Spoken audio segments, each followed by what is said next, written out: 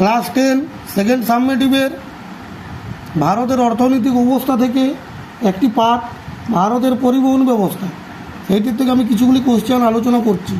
ভারতের জাতির জীবনরেখা বলে রেলপথ, ভারতের উন্নয়নের জীবনরেখা বলা হয় জলপথকে, কলকাতার জীবনরেখা বলা হয় মেট্রো রেলকে। ভারতের দীর্ঘতম জাতীয় সড়ক কোনটি? NH 44। ভারতের ক্ষুদ্রতম জাতীয় সড়ক কোনটি? NH 548।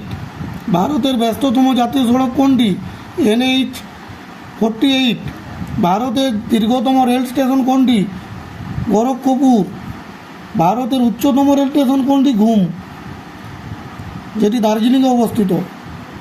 ভারতের প্রথম বিমানবন্দর চালু হয় কত সালে? 1911 সালে। ভারতের প্রথম মোবাইল পরিষেবা শুরু হয় কত সালে? 1995 সালে। ভারতের হাইটেক বন্দর কোনটি? নবসেবা। ভারতের একটি শুল্কমুক্ত বন্দর কান্ডালা। ইহার একটি ড্যাশ সংস্থা বেতার। বন্দরে জাহাজের আবাসস্থলকে কী বলে? পোতাশ্রয়। ভারতের গভীরতম বন্দর কোনটি? পারাদ্বীপ বন্দর।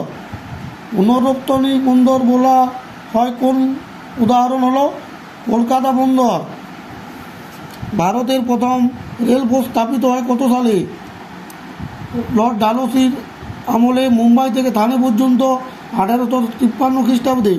ভারতের প্রথম পাইপলাইন চালু হয় কত সালে? 1906 খ্রিস্টাব্দে। ভারতের প্রথম রজ্জুপথ কোনটি? জরিয়া কয়লাখনির রজ্জুপথ, প্রায় 30 কিমি। রজ্জুপথ বলতে রোপওয়ে পথকে বলা হয়।